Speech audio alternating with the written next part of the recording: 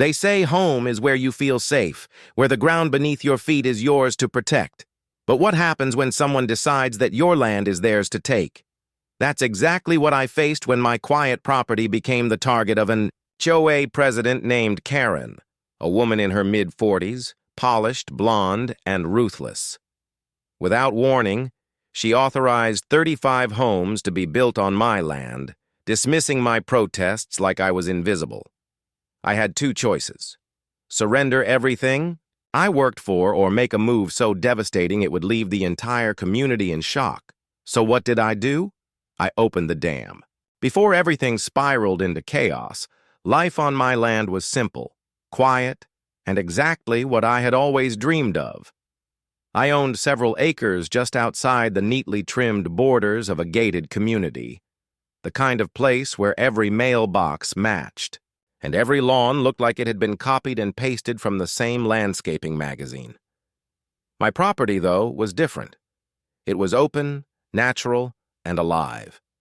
The land stretched wide, with old oak trees standing like guardians and a river cutting gracefully along the edge, a river that had been in my family for generations. I built my home here with my own two hands, a modest farmhouse-style retreat that blended into the natural beauty around it. My days were filled with the kind of work that gave me peace, tending to a small garden, repairing fences, and fishing along the river. In the evenings, I'd sit on the porch and watch the sun dip below the tree line, painting the sky in warm streaks of orange and gold. It wasn't extravagant, but it was mine. Every corner of that land carried a story. Every tree held a memory. The gated community next door, with its uniform houses and strict regulations, always felt like another world to me. Their streets gleamed with fresh asphalt. Their driveways were lined with perfectly parked SUVs, and their lawns were measured, down to the inch. It was the picture of suburban order run by the Homeowners Association, the infamous HOA. I never thought much of them, honestly. I wasn't part of their community, and I figured their rules didn't extend beyond their borders. But I was wrong. At the center of that community was Karen, the HOA president. Mid-40s, blonde hair always styled immaculately, clothes pressed without a wrinkle, and a personality that radiated control. To the homeowners, she was the embodiment of order, someone who made sure property values stayed high and every blade of grass bent the same way. But to those who didn't play by her rules, she was a storm waiting to strike. I had noticed her before. Usually during community events, I'd occasionally drive past. She had a way of commanding attention without even raising her voice. People leaned in when she spoke, eager to please, eager to avoid her disapproval. To me, she was just another person wrapped up in power, confined to her world of manicured lawns and fine print. I never imagined she'd set her sights on mine. Looking back, there were signs. Small moments that hinted at what was coming. The HOA had started sending me letters, subtle at first, suggesting I consider aligning my property's appearance with the community's standards. At first, I laughed. I wasn't part of their HOA, and I had no obligation to answer them. My property was independent, outside their jurisdiction, or so I thought. But the letters kept coming. Polite suggestions turned into stern notices. Words, like non-compliance and property violations, appeared, even though they had no authority over me. I threw them away, certain they'd eventually stop. One afternoon, I saw Karen standing at the edge of my property line with a clipboard in hand, sunglasses shielding her eyes. She wasn't trespassing, not technically, but she stood there long enough to make a point. She didn't wave. She didn't smile. She just wrote something down, turned on her heels, and walked away. A chill ran down my spine, but I brushed it off. I wanted to believe it was nothing. Just an overzealous HOA president stretching her influence a little too far. But deep down, I felt the unease. I knew there was more to come. Life continued, but with an undercurrent of tension. Each day on my land still carried the same routines, but there was a shadow now. I caught myself looking toward the border more often, wondering when Karen might appear again. I noticed HOA board members driving slowly past my property, their eyes flicking toward my house before they sped off. The peace I once felt began to fracture. My home, my sanctuary, no longer felt entirely safe. What I didn't realize was that these small, unsettling moments were only the beginning. Karen wasn't simply a woman who enforced petty rules. She was someone who believed in control at all costs. And soon she would make a decision that crossed, a line no one could ever take back, a decision that would turn my land, my home, and my life into the center of a battle unlike anything I had ever faced. At first, I told myself Karen and her HOA board couldn't touch me. My land was separate, my home stood outside their carefully drawn lines, and their rules had no legal power over me. But that was the mistake, underestimating just how far Karen was willing to go to claim control. It started with the small things. A letter taped to my fence, not mailed. This one wasn't polite like the earlier notices. It listed supposed violations: peeling paint on my barn, unsightly brush along my property line, and even my dog's bark noted as a disturbance. I crumpled it up, tossed it in the trash, and laughed at the absurdity. But my laughter faded when, just a week later, I came home to find a bright orange sign hammered into the ground near my driveway. Pending compliance review. I pulled it out of the dirt and ripped it in half, but it shook me. That sign wasn't just paper and wood. It was a message. Karen wasn't asking anymore. She was declaring a battle. Then came the fines. Envelopes showed up with bold letters demanding payments for HOA fees. At first, I ignored them. I wasn't a member, so why should I care? But the numbers began to grow. $250 here, $500 there, until one arrived for $1,200. My name was typed in block letters, the tone threatening further legal action. I went to confront Karen directly, hoping it was a mistake, but that hope evaporated the moment I saw her. She stood on her porch in pressed slacks and a pastel blouse, arms crossed, eyes sharp. When I told her the HOA had no authority over me, her smile was chilling. "We'll see about that," she said softly, before turning back inside. From that moment on, the harassment intensified. Board members drove past my property almost daily. I noticed them slowing down, jotting notes, and snapping photos of my yard as if cataloging evidence. One morning, I found a drone hovering above my garden. I shouted, threw a rock at it, and watched it buzz back toward the gated community. The message was clear. I was under surveillance. Then, one of the most unnerving events happened. I woke up to construction equipment parked just beyond my fence line. Bulldozers, trucks, and workers with hard hats. Confused, I walked down and asked what was going on. One man, barely looking up from his clipboard, muttered, "New development. Phase." I stared at him, stunned. That land was mine. They weren't just watching anymore. They were moving in. When I went to the county office to get answers, I found out something chilling.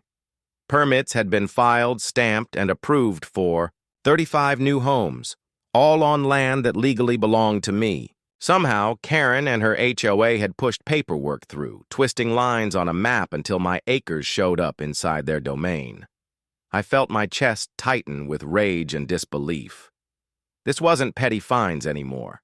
This wasn't about barking dogs or weeds. Karen had declared outright war, and she was winning. Back home, the signs of her power play multiplied.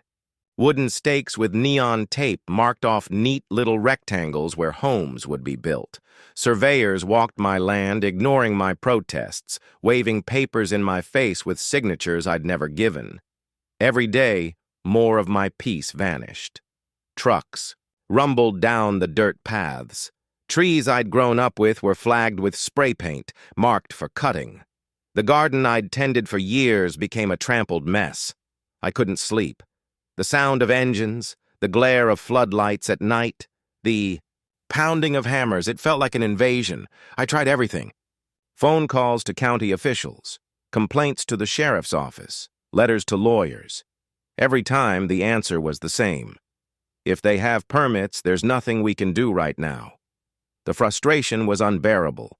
My land, my sanctuary, was slipping through my fingers. Karen had taken what wasn't hers and bent the system to her will. And worst of all, she seemed untouchable.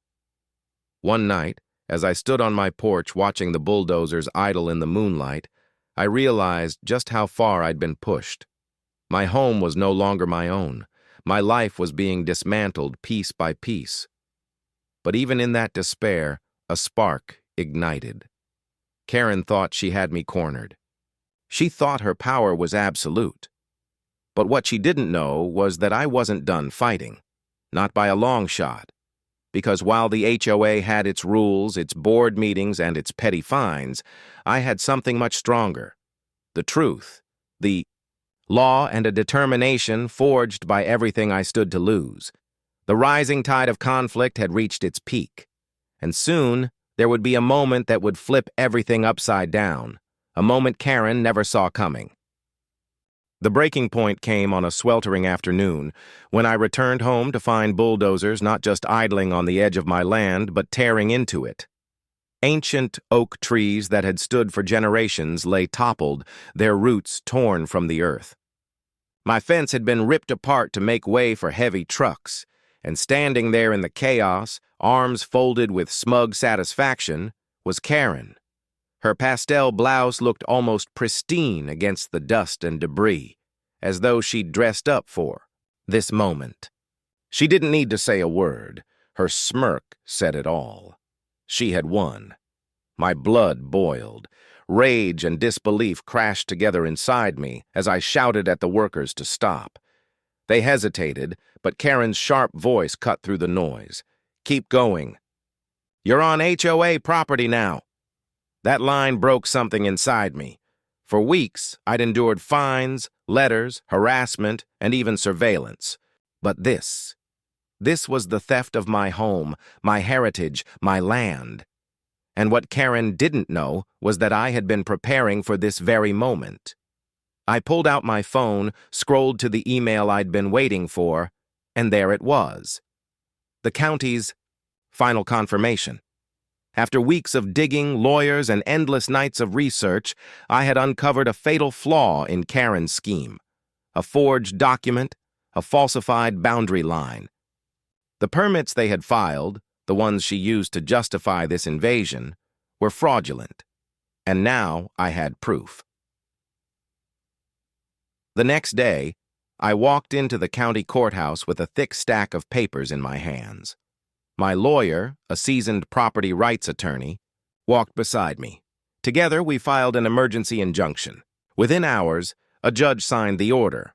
All construction on my land was to stop immediately, but it didn't end there. Word spread quickly, and the county scheduled a public hearing to review the dispute. Karen and her HOA board arrived in full force, confident as ever, dressed in polished suits and carrying binders full of evidence. I sat quietly at the opposite table, heart pounding but resolute, my documents neatly organized in front of me. The hearing room filled with residents, county officials, and even local reporters who had caught wind of the story. The air buzzed with anticipation. Karen was the first to speak, and she launched into a fiery speech about community standards and the greater good, painting me as a stubborn outsider who refused to cooperate. She waved photos of my land, claiming it was unused and better served as part of the neighborhood. Some people nodded along, but I could see the doubt already creeping in. Then it was my turn. I stood, my hands trembling but my voice steady, and laid out the truth. One by one, I revealed the documents. The original deeds proving my ownership, the maps showing my property boundaries, and finally, the smoking gun, the permit applications riddled with discrepancies and a forged signature. Gasps echoed through the room. Officials leaned forward, eyes narrowing at Karen. Reporters scribbled furiously. Karen's face drained of color. She stammered and tried to object, but the more she spoke, the more tangled her words became. The judge's gavel struck, the desk, silencing her. And then came the moment I'll never forget. The county official looked directly at her and declared, "The HOA has no legal claim to this land. The permits are invalid. All construction must cease immediately. Furthermore, this board may be subject to investigation for fraud." The room erupted. Some residents cheered. Others whispered in shock. Cameras flashed. And Karen? She sat frozen, her composure shattered, her carefully built power crumbling in front of everyone. The smug confidence she had wielded for so long was gone, replaced with panic and humiliation. I walked out of that hearing not just vindicated, but triumphant. The land was mine, and the truth had exposed her for what she really was. But what happened after that hearing? Well, that was even more satisfying than I could have imagined.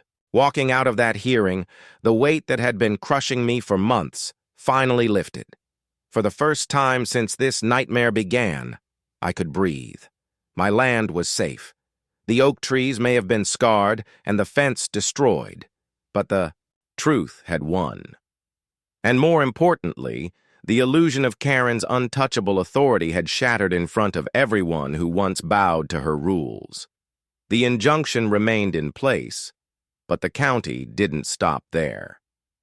Within weeks, investigators began combing through the HOA's financial records, uncovering irregularities that went far beyond my case. Mismanaged funds, unauthorized expenditures, questionable maintenance fees. Karen's iron grip on the community had masked years of misconduct, and now it was all unraveling. Homeowners who had once been too afraid to speak out suddenly found their voices. Families began sharing stories of fines for minor landscaping choices, threats over holiday decorations, and even penalties for leaving a car parked in the street for too long. What had once seemed like isolated incidents now revealed a pattern of abuse. Karen had wielded power not to protect the neighborhood, but to control it. By the time the county completed its review, the verdict was clear. Karen was removed as HOA president. Not only that, she faced potential charges for the fraudulent permits tied to my land. The empire she had built on intimidation collapsed almost overnight, and the ripple effect was undeniable. Neighbors who had once whispered behind closed doors now stood together, demanding reforms. A new board was elected, this time led by people who actually cared about the community instead of policing it. Transparency became the standard. Financial reports were shared openly. Rules were rewritten with fairness in mind. For the first time in years, people felt proud of where they lived, instead of trapped by it. As for me, the land that Karen tried to steal became a symbol.